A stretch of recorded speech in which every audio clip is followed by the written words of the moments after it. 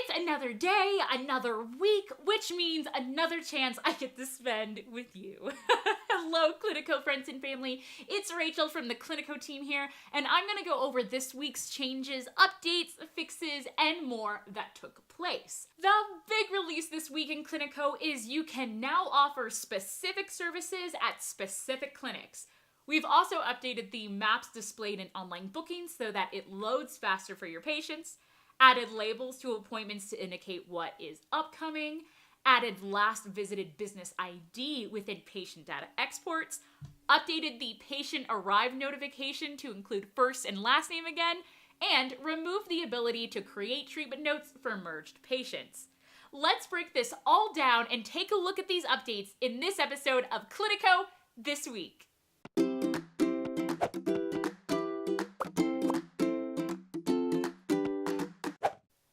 Let's talk about the new feature. You can now assign services to specific businesses. This helps immensely if a practitioner works at multiple locations, but only offers specific services at each location.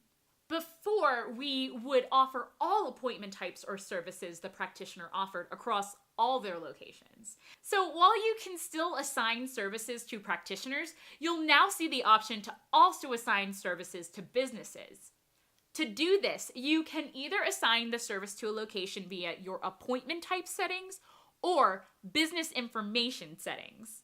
First, make sure you, of course, have multiple locations. Within appointment type settings, select the service you'd like to update. You'll then see a section to choose the business that provides the service. Once completed, make sure to save your appointment type changes.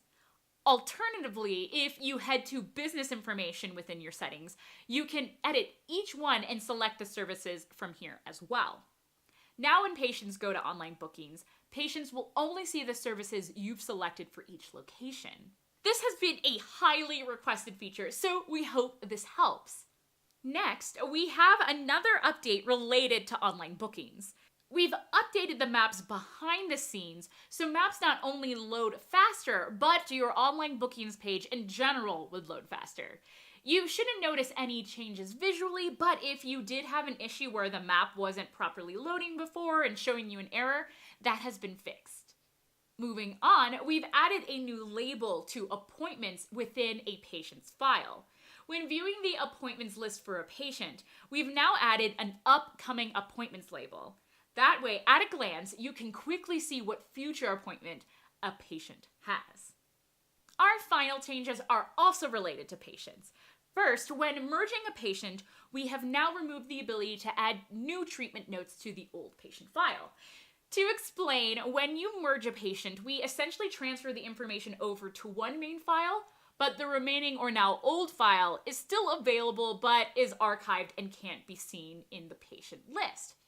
As I mentioned last week, if you start a treatment note, then merged a patient, we now will save to the newly merged file once you save the treatment note you were working on. Once saved though, if you happen to be viewing the old patient file, you'll now be prevented from further creating new treatment notes. So if you see that a patient has been merged and you are unable to create a treatment note, you'll want to make sure you're viewing the new file that had all the information transferred to. Our second patient-related update is to our patient arrival notifications. When a patient is marked as arrived, practitioners will see a pop-up on their screen. It was only displaying the first name of the patient, but we've changed this back to display both first and last name again. The final update was to our patient data export. When exporting patients, we now have a column displaying the business ID of the last business visited.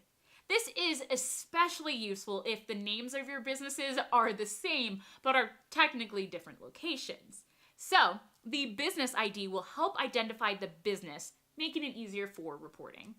And that is it for this week's changes. As always, I'm so thankful that you continue to watch every week. So, I promise to be back next week with more updates, changes, fixes, and more. Until then, have a good one, Cliniko family. Bye!